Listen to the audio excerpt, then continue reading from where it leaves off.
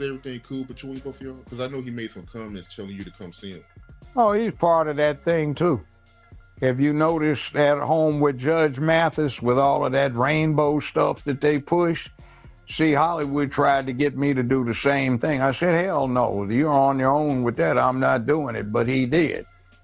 See, he punked out and joined the gang, and then he says he got out when his mama got sick. So he does his thing, and one of the most embarrassing moments I ever had as a black attorney or as a black man was in front of 5 members of the U.S. Supreme Court and the Second Circuit Court of the Judiciary.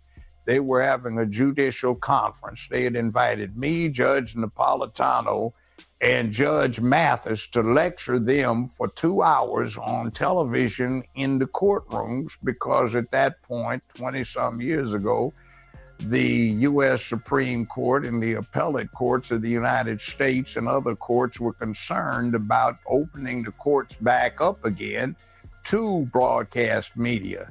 He declined the show and he said, I'm sorry, I'm rehearsing for a gospel play. So I found that embarrassing. You're doing a church gospel play and you miss out on an opportunity to address the Second Circuit Court of Appeals for the United States. I think there are 3 or 4 former members of that circuit that are on the U.S. Supreme Court right now. The Supreme Court itself is part of that circuit for educational and continuing legal educational purposes. And you missed the opportunity to do that because you're in a gospel rehearsal. That's clown show stuff. And then that crap he does about endorsing LGBTQIA+ on that At Home with Mathis. And the fact that when I was on, I was number 1 and 2, and he was down 150, 160 in the ratings, flunkying out, doing what he did, acting ignorant. I never said anything about him, but he wanted to badmouth him because he apparently likes that Joe and Ho thing with Joe Biden and Ho Harris. And he got offended that I called his little fake negress a hoe, which she is. She's entitled to her sexual activity, but she did it for money and advantage, and that makes you a hoe if you do it for pay. Now, bottom line is he came up and said something like, if he called my wife a hoe, he'd have to answer to me. Well, I haven't called his wife a hoe, but I hope for his sake she ain't, because, you know, if you are, I might tell you what you are. So he talked and he wanted to badmouth it, and I think he was trying to deal with bravado, but, you know, he said somebody know where I can find him in Memphis. Well, you know, you want to be a fool enough to set yourself up for that, go right ahead. I thought it was foolish and I thought it was typical, and that's why he lasted so long. I was number 1 and number 2, the number 1 money-making show for CBS that they bragged to their stockholders was making the whole operation so profitable, and he was down there. He's one of those shows that makes low-level commercial money and you can keep on forever, and he was amenable to pushing the rainbow cult. So he did that. See, what they do is they'd invite you to parties, and you go to the party, you know, you first get in this, and oh man, look at all the beautiful women. And then, wait, what's that going on over there? He said, no. And you pull your cell phone out, baby, what you doing? Look here, I'm leaving this set. You know, let me drop by and pay you a visit. So I'm getting the hell out of here. And then they start inviting you back. You go back to them, not me. And see, they get you caught up in there and get trapped if you fell into that. They take your belt off, help you pull your britches down, your boxes, and bend you over. And, you know, you'd be part of the initiate, you know, that's a catechism. And you'd be helping that out so they can poison the minds of America with, you have no purpose, you have no cause, get rid of your masculinity. Live call-in show. What's happening? Yo, what's going on, my dude? It's been a minute since we talked, you know what I'm saying? But I see the growth with you and everything like that. I'm definitely feeling the topic today. You feel what I'm saying? Okay. One thing people don't know is like how he said with the parties and stuff like that, that's debate. You feel what I'm saying? And people don't know when, don't look at the money, but the power with these people. The power that they have. See, people don't understand who you be dealing with at the end of the day. Okay. And then also, like with our culture, I feel like, you know, a lot of us is sellouts because, for one, ignorance.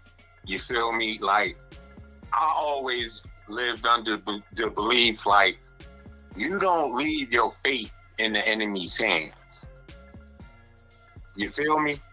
So as a culture, we leave our fate in their hands for whatever reason. Okay. It's ignorance, it's fear, you know? And just like how with Whack 100, the same type of play. You got the gay stuff that's going on with him, you know, with the transmissions and stuff like that, you know, his history, and the money that's involved. Look at how he is with Adam, and look at Adam's background. Okay. And that's what a lot of people don't understand. And I want to know what you think about it. I mean, the world is messed up, man. You know, I think, you know, a lot of things gonna go on, and a lot of things we ain't gonna be able to change. All we can do is make the people around us aware of what's going on. And, you know. But can you trust the people around you? That's the question. No, can't trust nobody. You know what I'm saying? Yeah. Look at the fight we up against. You know? I mean, it like it's real, but I commend you what you're doing, young brother. You feel what I'm saying? Appreciate and it. you keep that going. You keep talking about these other topics, especially like this, bro. You feel what I'm saying? Because one, a lot of people won't even talk about it because they scared. Yeah. That's it. Yeah, most definitely, man. You know, I'm like Bone Crusher. I ain't never scared. Hey, bro, you know what I'm saying? Yeah. You do it, you might inspire someone else to do it. Yeah. And that's what has to happen. But at least you put it out there. Facts. You feel me? Yes, sir. Most You know, and definitely. I'm definitely feeling that P on your hat. You feel what I'm saying? Yes, sir. Yeah, yes, And sir. that's on Paru, not how Officer Whack 100 said. You feel what I'm saying? All right, hold it down, fam. I appreciate you calling in. Hit that subscribe button, man. Smash that like button. Yes, sir. Yes, sir. Oh, man. I'm laid back tonight, y'all. I'm laid back, man. So, bear with me tonight. I'm laid back. I'm here, though.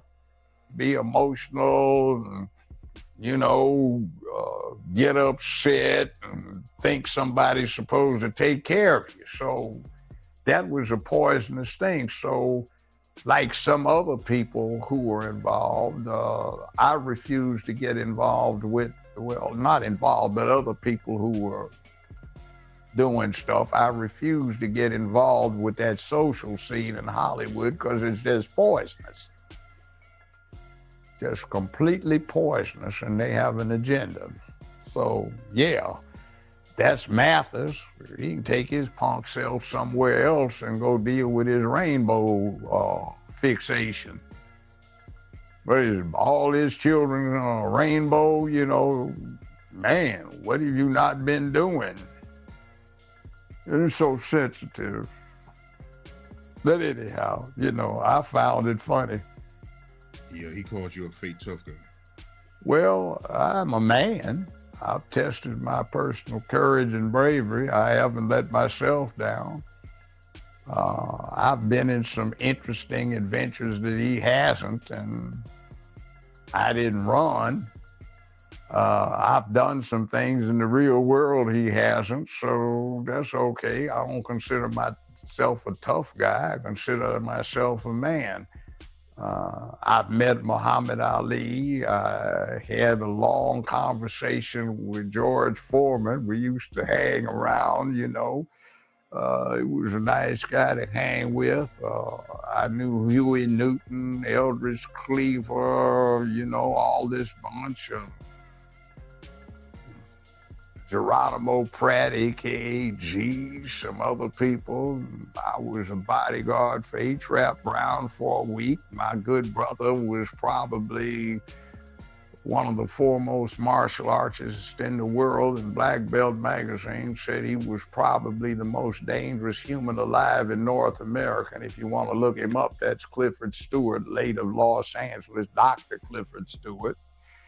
So we did our share of adventurous stuff growing up, and when we were around in Los Angeles. And I have been in a legal case where it was out in the country dealing with rural matters and some stuff where we just send somebody on a motorcycle because nobody had cell phones then. And when the sheriff goes up, I got a 45 auto in one hand and a 357 in the other, in a briefcase with a court order, and the sheriff is yelling, boys, put them muzzles down. We can't have all this. What the hell's going on? Sheriff so-and-so, there's a court order over there. These people are trespassing. So yeah, I've done that. So he has it. Bottom line is I think I'm a tough guy. No, I just think I'm a man who stands up for his duty like a whole lot of other people I'm personally acquainted with, or was before they left us. So, you know, it is what it is. Just be careful when you're selling wolf tickets. You know what a wolf ticket is? Yeah, I know what a wolf ticket means. Bluff. I've seen some wolf tickets sold, and some people bought a whole book of tickets for the premiere performance and wanted an encore and a curtain call when it got through. So he's selling wolf tickets.